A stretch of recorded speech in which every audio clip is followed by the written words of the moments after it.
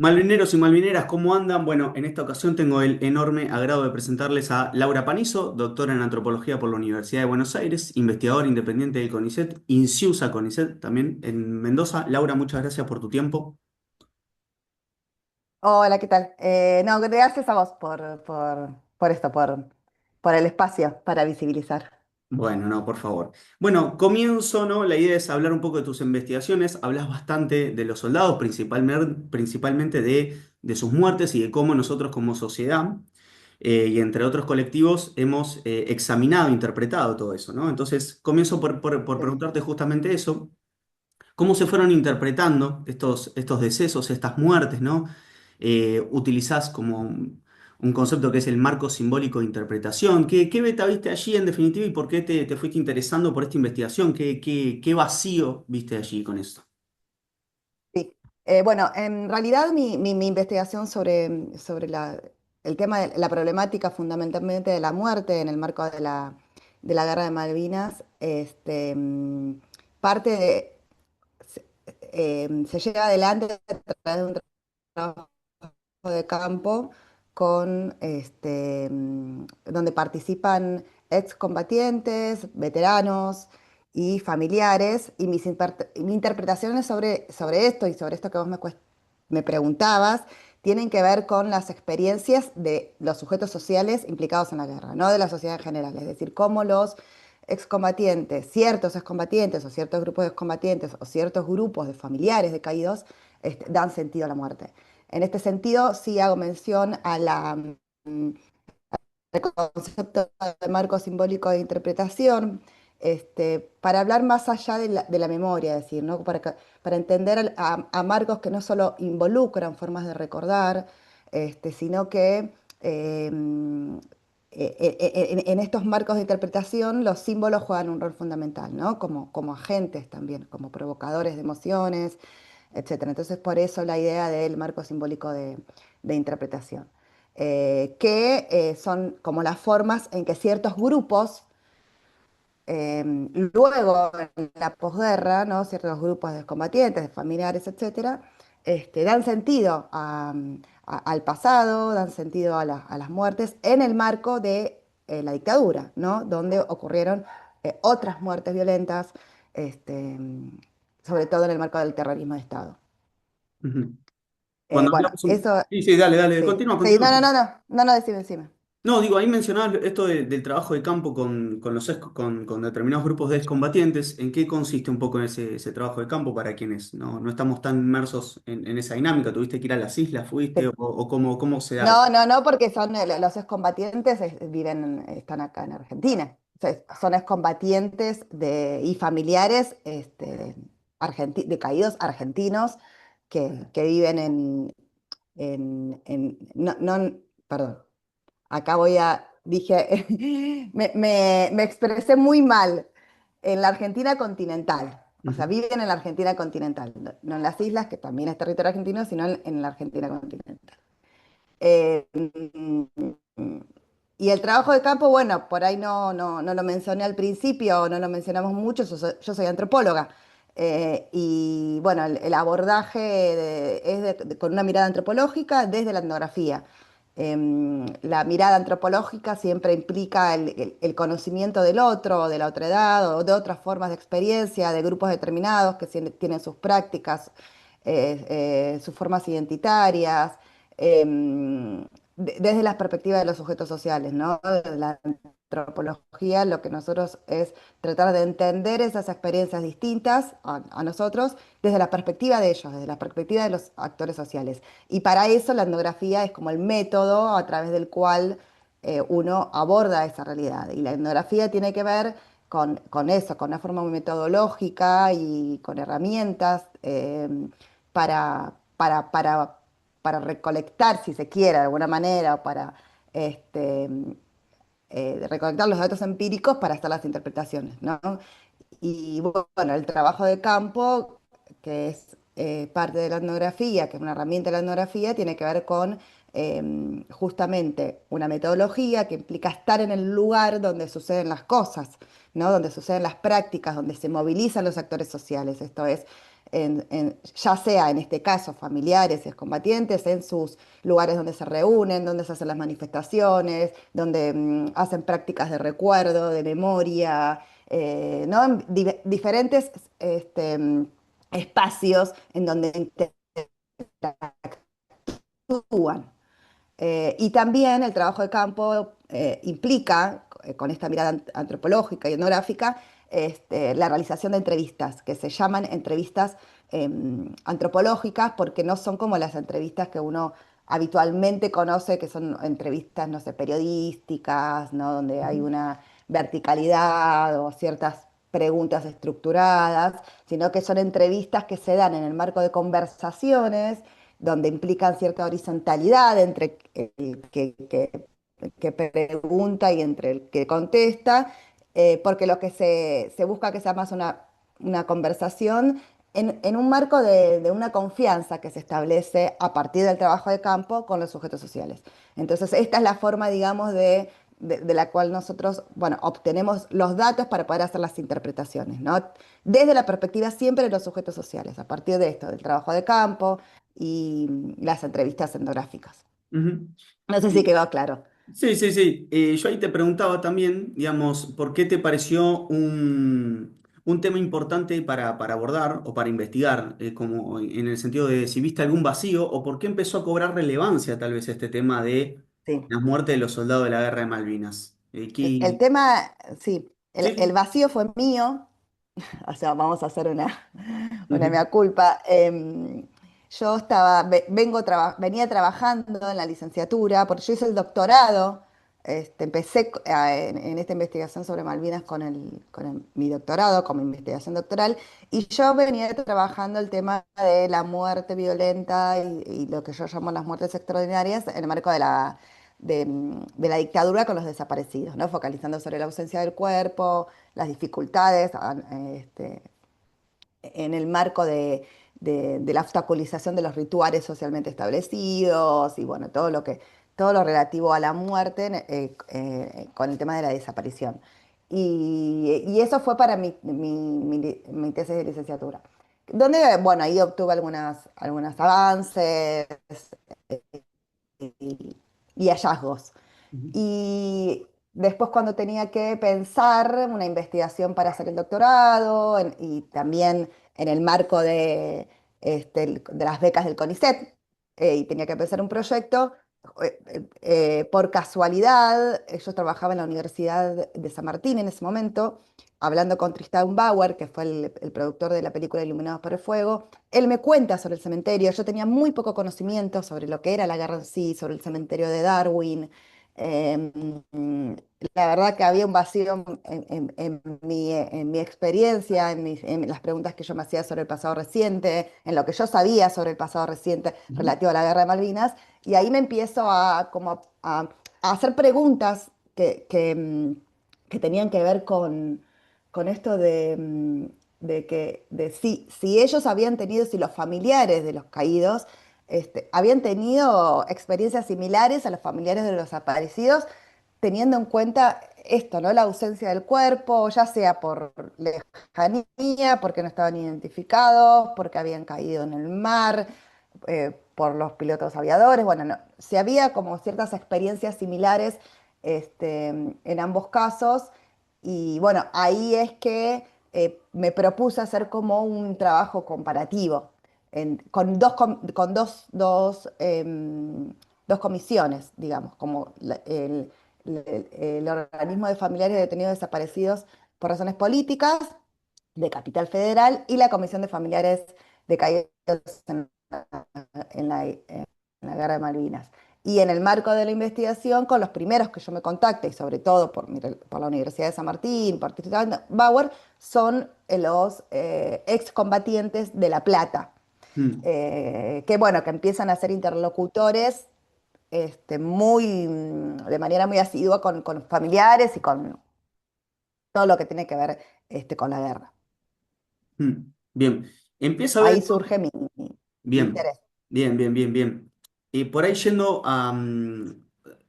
más al llano, para tratar también de entender bien tus investigaciones, que es en un momento empieza a surgir un poco la discusión de la familia de los excombatientes de cómo hacemos para reconocer los cuerpos de aquellos que cayeron en batalla, es decir, cómo se hace, ¿no es cierto?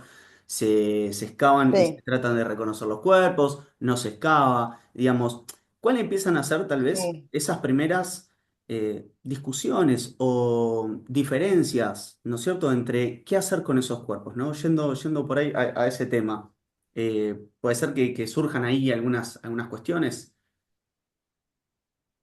Eh, sí, en realidad, bueno, quisiera acá aclarar, y esto siempre me gusta hacerlo porque cuando nosotros hacemos como llegamos a conclusiones, son sobre ciertas comunidades con las que nosotros trabajamos, ¿no? No hacemos como, no nos gusta hacer como generalizaciones, o en mi caso también como generalizaciones. Entonces, cuando yo parto con el trabajo de campo con la comisión de familiares, que está en Capital Federal, pero que nuclea otros familiares a lo largo de la Argentina, este, lo primero que surge, digamos, en el discurso de los familiares es que ellos no querían este, hacer las identificaciones, ni traer los cuerpos a la Argentina continental, ¿no? Ellos venían con un discurso y una narrativa muy marcada de que eso era fin a los objetivos de los ingleses y no de ellos, que querían desmantelar el cementerio y que como había muchas dudas respecto a ellos sobre esas cuestiones, ellos manifestaban, yo te digo, ¿no? Los familiares de la comisión con la cual yo hice trabajo de campo, manifestaban que si bien por ahí, muy a lo íntimo, eh, este, necesitaban, ¿no? La recuperación del cuerpo, la identificación, tenían como una posición muy firme a nivel colectivo de que los héroes eran de todos, que no se necesitaban los nombres porque eran héroes nacionales, o sea, no sé, como esta idea del héroe nacional universal, Mm, y que la idea de repatriar, porque cuando se hacen digamos, cuando se empiezan a movilizar los cuerpos que se van encontrando en los campos de batalla y se arma el cementerio de Darwin, este, este proceso conducido por los ingleses, y en la primera época de los posguerras se hablaba de repatriación, ¿no? Que los argentinos tenían que repatriar a sus cuerpos. Y ellos decían, claro, bueno, ¿cómo se va a repatriar lo que está en su patria, ¿no? Entonces, como estaba esta idea muy fuerte de que los cuerpos tenían que estar ahí en las islas, de que ellos no necesitaban las identificaciones que no eran necesarios, que eran héroes nacionales, que eran héroes de todos y que con los miedos que llevaba al hecho de que los cuerpos por identificarse y por exhumarse podían volver a la Argentina continental, ellos no estaban de acuerdo con hacer las exhumaciones en su primer momento, ¿no? Te digo, esto desde que apenas llegada la posguerra y la experiencia que te estoy contando de cierto tipo de familiares. ujú. En contraste con aquellos que decían hay que traer los cuerpos, digamos, esa es un poco la tensión que se empieza a Claro, tener en algunos la colectivos tensión de... se Claro, la tensión se encuentra porque quienes son los que empiezan a reclamar a las identidades en la arena pública son los excombatientes, ¿no? Un grupo de excombatientes este, mm, de La Plata, de Mar del Plata, de Chaco, bueno, de excombatientes que conformaban lo que ellos se autodenominan organismos de derechos humanos en el marco de la Guerra Malvinas. Y bueno, claro, ellos siempre tuvieron una mirada también de la muerte y del sentido que se le da a la muerte en la guerra, y a la experiencia de ellos, muy distinta también a la de los familiares, en el sentido de que había como una polarización, con todos los grises que puede haber, pero sí una cierta polarización entre si es un héroe o si es una víctima, ¿no? Entonces, estos excombatientes eh, el entendimiento que le dan a la guerra es en el marco de la dictadura militar, en el marco del terrorismo de Estado y en el marco de las violaciones a los derechos humanos que se daban en Argentina continental, en los centros clandestinos de detención y con las desapariciones, ellos se entienden como víctimas también de la dictadura y no como héroes de guerra. Y no a los caídos, pero sí a la experiencia de ellos, ¿no? Ahí hay como una diferencia. Mm, Entonces ellos se entienden como víctimas y en el reclamo por las violaciones a los derechos humanos en el marco de la guerra, por parte de los superiores, estaba el reclamo a la identidad como un derecho, ¿no? Entonces se marcaba dentro de este marco simbólico de interpretación que yo llamo, que tenía que ver con dar, entender y cómo identificar a los muertos de la guerra con el pasado reciente, ¿no? Y para la Comisión de Familiares, por supuesto, un héroe no puede ser una víctima. Entonces, y las víctimas eran los desaparecidos y no los caídos, y había cierta. Y ellos intentaban abstraer todo el tiempo la guerra de la dictadura, como que fueron dos cosas distintas, ¿no? mm, Que los enemigos de uno eran los externos y que los enemigos de otros eran los internos. Entonces, en esta tensión de cómo dar sentido a este pasado y cómo dar sentido a la muerte en este pasado, entra la disputa este, de la recuperación de los cuerpos, o de la recuperación o de la identificación de los cuerpos, donde muchos familiares que no formaban parte de la comisión y sí más alineados con este grupo de excombatientes, sí querían las exhumaciones. Entonces empieza con lo que es el proyecto humanitario, este, a partir de una actividad muy, pero muy fuerte, muy activa de los excombatientes, ¿no? Que se instalan en la arena pública también como merecedores de pedir por sus mm. compañeros caídos. Ujú, ujú.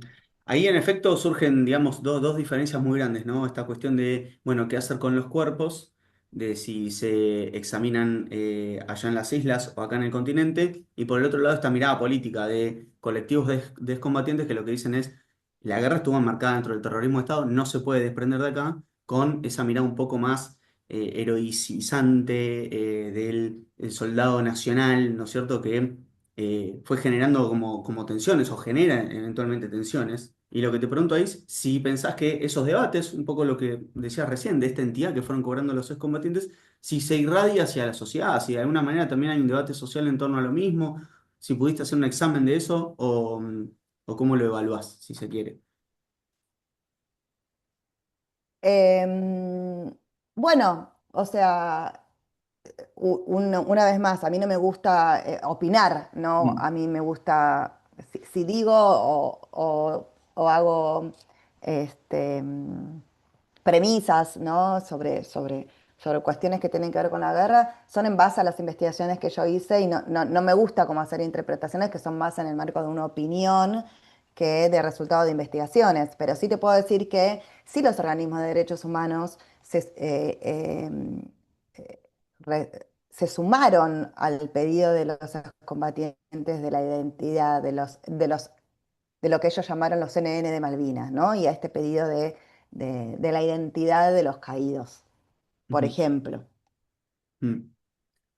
Ahí entonces continúo con esta línea que es, un poco lo fuiste diciendo, pero tal vez aparece un nuevo concepto que es, en estas disputas de sentidos, de memorias, de identidades que se dan entre organizaciones de excombatientes, de familiares, cómo en definitiva esto choca con una mirada que a veces la entendemos como unanimista, o sea, como que de Malvinas todos pensamos lo mismo, ¿no? Es decir, cómo se va fracturando eso de alguna manera. ¿Cuál es tu interpretación? ¿Qué fuiste viendo también en el recorrido de esta investigación? ¿Cómo dialoga eso en definitiva con esta mirada que a veces uno la enarbola con orgullo que sí, Malvinas nos une, pero al mismo tiempo aparecen estas cosas, ¿no? ¿Cómo la podemos conciliar? Totalmente. Lo que pasa es que hay tantos sentidos a la guerra como experiencias que se le dan. Y nuevamente te digo, yo me focalizo en las experiencias de los sujetos sociales implicados en la guerra, ¿no? Y cada excombatiente y cada familiar tiene su forma, y de acuerdo también a la forma en que se fueron involucrando en los grupos de identidad, también se fueron moldeando y esos fueron acompañando los procesos de duelo, ¿no? En los familiares y en los excombatientes también. pero la diversidad existe sobre la historia reciente y existió siempre. Ujú, ujú. ¿Vos de casualidad llegaste a ir a hacer trabajo de campo en las islas o no? Es una No, pregunta. no, no, Ok, no, no, no, no. para saber. En uno de tus trabajos utilizas mucho el concepto de corporeidad, ¿no es cierto? Sí, Retomando esta cuestión del rol que sí, van tomando los cuerpos de los muertos. Me interesa mucho sí, esa idea, ¿no? Yo que no trabajo eso y tal vez para aquellos sí. que no estamos tan empapados en el tema, ¿cómo dialoga esta idea? ¿Cuál es el rol, en definitiva, de esos cuerpos que ya no están, ¿no? ¿Qué lugar tiene el cuerpo, digamos, ¿no? Sí, sí. El concepto de corporeidad, bueno, lo vengo trabajando desde cuando me preguntaba por las desapariciones, porque justamente la idea yo pensaba, bueno, para entender el efecto que causa la ausencia del cuerpo, hay que entender el efecto que hace la presencia del cuerpo, ¿no? ¿Qué es lo que significa el cuerpo y cuál es la importancia para un enfrentamiento a la muerte? Y bueno, lo que yo me fui dando cuenta, y sobre todo en los trabajos sobre estas disputas que se dieron a un principio, porque acá quiero aclarar que después, después voy a hablar, fueron cambiando los familiares este, de actitud respecto a las identificaciones. Pero bueno, estas disputas que se daban sobre todo al principio tenían que ver mucho con con esta idea de corporidad. La corporidad, yo para hablar de la corporidad de la muerte, traigo los aportes de la antropología del cuerpo vivo, digamos, ¿no? De cómo el cuerpo está atravesado por significados culturales, es un agente que transforma, que activa, que es indefinido y nunca se sabe lo que puede llegar a provocar, ¿no? Porque está en constante movimiento. Entonces, yo siempre que hablo de cuerpos, siempre que hablo de cadáveres, hablo de cuerpos, porque hablo de cuerpos sujetos, ¿no? Hablo de cuerpos sujetos con una identidad, con una historia, y con derechos, ¿no? Que también están atravesados por significados culturales y que tienen un papel muy activo, su presencia en la vida social de los familiares y en los procesos también de duelo, ¿no? Y esto me pasa también con los desaparecidos, ¿no? ¿Qué pasa cuando se recuperan los cuerpos, ¿no? Hay algo de esta cosa impredecible de la corporidad que no se sabe, ¿no? Y que se experimenta recién en la arena pública y en la arena ritual cuando el cuerpo se recupera, ¿no? Entonces la idea de recuperabilidad, de corporeidad, tiene que ver con esta idea de movimiento y de esta agencia y de esta, mm, de esta cuestión que provocan los cuerpos en la arena social. Em, y bueno, justamente yo, al principio uno podía entender las disputas, ¿no? Sobre las identificaciones desde los marcos simbólicos de interpretación de cómo se entiende el pasado, cómo se ha sentido el pasado, que no se identifican como víctimas, de estas luchas identitarias entre los excombatientes y familiares, pero yo me fui dando cuenta a partir de la idea de corporidad bueno, que había algo más de eso y que tenía que ver con la forma en que los familiares se habían enfrentado a la muerte. Por ejemplo, a diferencia de los familiares de los detenidos desaparecidos, ¿no? Donde sí, en los familiares de los detenidos desaparecidos, hubo lo que yo, en el caso donde no se recuperaron los cuerpos, lo que yo he denominado muerte desatendida. Es decir, no había una negación de la muerte, pero sí una imposibilidad de que la muerte sea articulada en una diversidad discursiva de la sociedad, de que la muerte pueda ser corporizada, de que la muerte pueda ser atendida como se atiende en un velatorio, en un ritual, donde se atiende al cuerpo, donde se atienden a los deudos, donde se le prestan atención, donde se los acompaña, donde se los denomina como muertos y como deudos, ¿no? Y todo lo que sucede a nivel ritual y social en el pasaje entre la vida y la muerte, ¿no?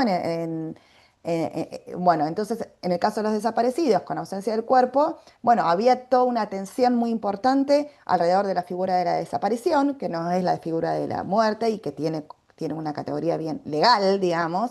Había una tensión respecto a la memoria, a la a seguir, ¿no? Con los vínculos entre los vivos y los muertos, pero no una atención al ritual, ¿no? A esta cuestión de lo que sucede del pasaje de la vida hacia la muerte y de lo que es de que el cuerpo entre en escena y acompañar, besar al cuerpo, a los deudos, ¿no? Y todo esto. En el caso de la guerra de Malvinas, lo que yo empecé a darme cuenta, que las mismas, las experiencias, si yo me pregunté al principio, como te comenté, fueron similares, en muchos casos las experiencias fueron muy distintas porque sí había una diversidad discursiva que articulaba la idea de muerte. Ellos eran héroes de la patria, reconocidos socialmente como héroes por el Estado y por el resto, como héroes y como muertos por el Estado y por el resto de la sociedad. Entonces sí se habían habilitado un montón de prácticas mortuorias, si se quiere, a pesar de la ausencia, para dar sentido y para transitar la muerte, si se quiere. No con la corporeidad, pero sí con un montón de otros elementos y símbolos, y prácticas rituales, de enfrentamiento a la muerte y de conmemoración. Las misas, las visitas al cementerio, los altares domésticos, bueno, un montón de prácticas rituales a través de los cuales los familiares sí se enfrentaron a la muerte, de manera clara y precisa, no con la corporidad que yo hablo, pero sí se enfrentaron a la muerte. Entonces, para ellos, que ya tenían una relación establecida con sus seres queridos, se venían enfrentando a la muerte, pensar en que el cuerpo podía volver también generaba inestabilidad, porque todo lo que habían construido de alguna manera se podía derribar, ¿no?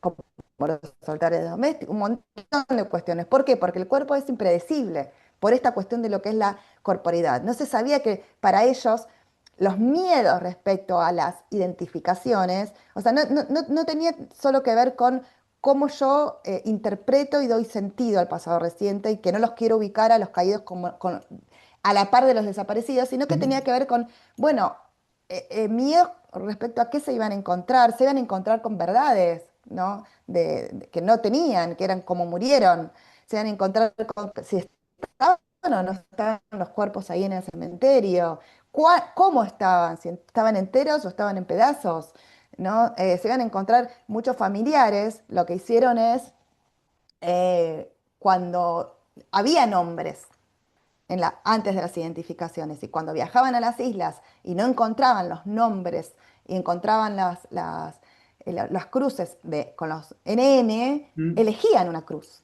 Claro. Elegían una cruz para tener como una rememoración, una conexión, una comunicación, dejar flores, etcétera. Bueno, todo esto iba a cambiar. Se les iba a movilizar se les iban a movilizar muchas prácticas y muchas concepciones acerca de la muerte y de la relación con los muertos que ellos habían construido a través de muchos años, porque justamente las identificaciones trajeron novedades, ¿no? Y el cuerpo trae mucho, mucho. Por eso la importancia del concepto de corporidad de la muerte. Mm.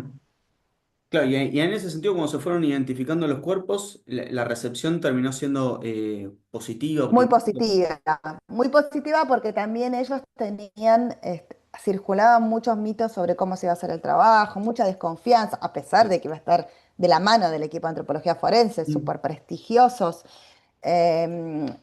Había también como esa cosa de no, y ahí no están, y los van a desmantelar, los van a traer a Argentina, o qué van a hacer con los cuerpos, o qué va a pasar, es Claro. una profanación, ¿no? Como muchos mitos que circulaban alrededor de eso, pero bueno, ellos pudieron, se hizo un trabajo impecable y ellos Sí, sí, pudieron sí. comprobar de la profesionalidad, de la de la empatía, del respeto con el que se trabajaron y que fueron sumamente positivos en todos los casos el tema de las identificaciones. Además, lo que se hizo es, se exhumaron los cuerpos, se tomaron muestras y los cuerpos se volvieron en el lugar en donde estaban. O sea, no, también esa idea que ellos tenían de que para identificarlos había que traerlos a la Argentina Claro. continental, era errónea. Se pudo hacer el trabajo ahí y eso no desmanteló el cementerio de las No, claro. banderas que ellos llaman argentinas que reclaman por el Mm. territorio. Sí. Bueno, bien, bien que haya sido, digamos, de esta manera, ¿no? Digamos, prolijo, ordenado y con un equipo de verdad muy prestigioso como el de Antropología Forense Argentino que pudo hacer ese trabajo, ¿no es cierto? Claro, sí, fue miembro del equipo de antropología forense, del equipo argentino de antropología forense, antropólogos forenses de otros países, mediados por la Cruz Roja Internacional. Ujú. Bien. Has hablado un poco también, ¿no? Lo has ido lanzando ahí, pero que quería enfatizar un poco en este concepto que a mí también me atrajo y me parece interesante para pensar los cuerpos, las guerras y los soldados en general, que es un poco la percepción de los cuerpos como nacionalizadores, ¿no? Como ejecutores de soberanía en parte. Cómo va dialogando en definitiva esto y y si hay una relación con otros conceptos, ¿no? Que hablan también de los cuerpos como la corpo político, la necropolítica, ¿no es cierto? En esta cuestión de cómo seguimos pensando los muertos, los caídos en batallas, los soldados, qué diálogo y qué cruces se van dando allí en definitiva. Sí,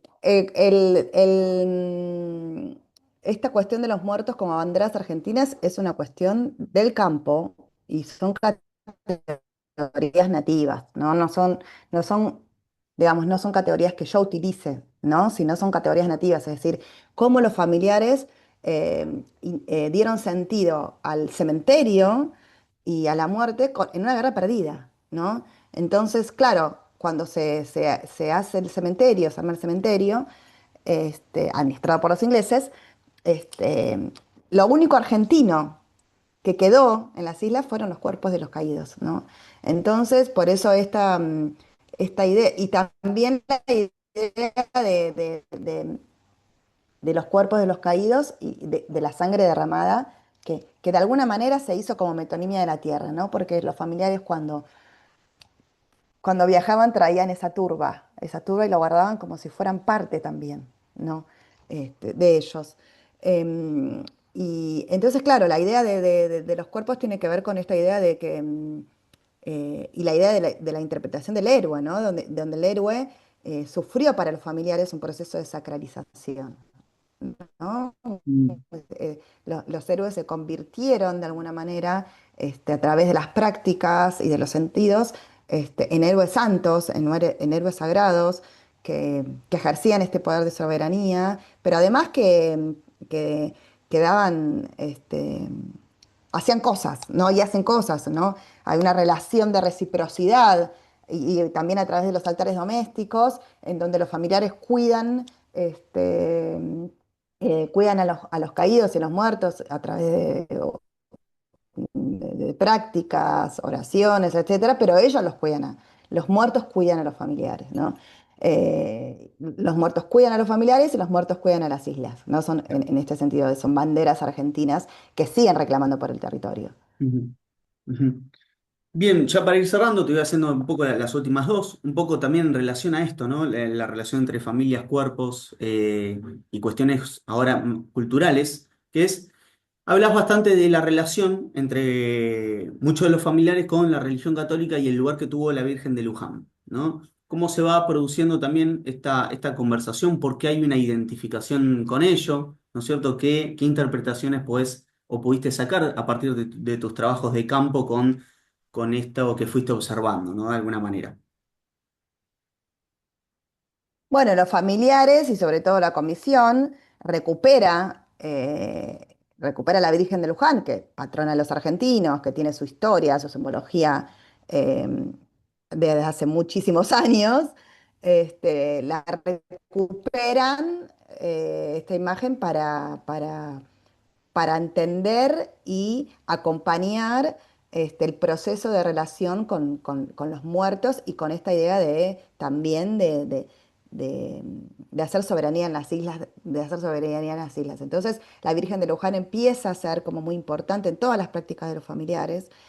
Por supuesto, recuperan una simbología anterior y una identidad anterior y ponen la propia, la nueva, ¿no? Porque la Virgen que ellos tienen y que es llevada después a las Islas Malvinas para custodiar y también cuidar a los caídos, este, es una virgen que transitó por varias regiones, recibió ofrendas en diferentes peregrinaciones y fue siendo como esta fuente que yo digo sagrada de conexión con los muertos. Y también no nos olvidemos que la Virgen tiene en su manto una bandera argentina, entonces para ellos era muy importante también que no se puede. eh, los ingleses prohíben cualquier símbolo o cualquier bandera argentina en las islas. Entonces, para ellos era muy importante poder llevar a la Virgen de Luján con su bandera, que esté disfrazada de alguna manera, que no sea tan visible, que no se dieran tanto cuenta, pero era Mm, muy importante de que lleva el manto de la bandera argentina. Entonces, sí, la Virgen con esta idea de este sentido que se da de la muerte sacralizada, ¿no? Del muerto sacralizado, jugó como un rol fundamental, una construcción que se hace desde la Comisión de Familiares y que hicieron los familiares mismos, ¿no? ujú, ujú. Bien, Laura, bueno, para ir cerrando, antes me hablabas de un poco los cambios de actitudes de las familias o de los combatientes en algunas prácticas. Si querés también ahí como para darle un cierre de cómo fue en definitiva todo este proceso de unos 43, 44 años, ¿no es cierto? De qué cambios, qué modificaciones eventualmente hubo y si querés cómo estamos situados hoy, pero bueno, ahí en definitiva un cierre de cómo fueron algunas de estas pequeñas modificaciones o cambios que hubo y dónde nos deja esta discusión para el futuro. Cambios con, sí, no entendí muy bien cambios con respecto a qué, porque cambios hay muchos, pero sí puedo decir que todo el proceso que involucró, hablando de las identificaciones, Mm, es un proceso doloroso, siempre es doloroso, por eso se entiende también los miedos que puede llegar a provocar y es un proceso doloroso porque todo lo que tiene que ver con la idea de corporeidad y lo que la idea de que el cuerpo trae como inesperado, y que este proceso doloroso se da y se dio no solamente en los familiares de Malvinas, sino se da en los familiares de los detenidos desaparecidos, se siguen recuperando cuerpos, y estos cuerpos vienen a traer dolor, pero también felicidad, porque se recuperan historias, porque se recuperan eh, materialidades que habilitan la demostración de afectos, porque se recupera, eh, se puede decir en el caso de los desaparecidos que aquello que estuvo muy oculto, eh, deshumanizado en muchos aspectos, ¿no? Se habla de un proceso que se intentó, no por supuesto por parte de los familiares, sino por parte del Estado, de deshumanizar, ¿no? Ese cuerpo que no tiene identidad, que está perdido, mezclado con otras materialidades, abandonado, bueno, y entonces estos procesos de identificación que son muy cuidados por parte de los profesionales, humanizan, reconvierten las identidades. Son procesos dolorosos, por supuesto, porque viene la muerte, otra vez la muerte entra en escena, en el caso de los familiares de Malvinas con, con una corporidad o una nueva corporidad. En el caso de los desaparecidos, por ahí la muerte entra en escena por primera vez, entonces cambian las identidades de los desaparecidos, y cambian las identidades de los familiares también, como familiares de deudos. Entonces son movimientos y cambios que siguen constantemente apareciendo, que no son del pasado, ¿no? Son actuales, todo el tiempo. Dolorosos, pero también que como todo proceso de duelo y de muerte, produce múltiples emociones relativas al duelo y a la muerte, que tiene que ver con la posibilidad de seguir demostrar afecto y amor. Y por eso te digo, ¿no? Emociones encontradas, dolorosas y que tienen que ver con las tristezas, pero también con la alegría, la paz, la tranquilidad y la satisfacción por encontrar algo que de alguna manera pudo cerrar el ciclo de una manera determinada, pudo reconstruir una historia a través de los testimonios científicos, etcétera. ujú. Bueno, Laura, hasta aquí ha llegado mi hoja de ruta. Te agradezco muchísimo por todo tu testimonio, por haber brindado información sobre tus trabajos, tus investigaciones y en definitiva sobre un tema que, nada, creo que desde la antropología interesa un montón y llama la atención como para seguir observándolo. Bueno, bueno, no, muchas gracias a vos y bueno, espero que haya haber sido clara. Seguramente, seguramente. Bueno, Laura, te mando un saludo grande.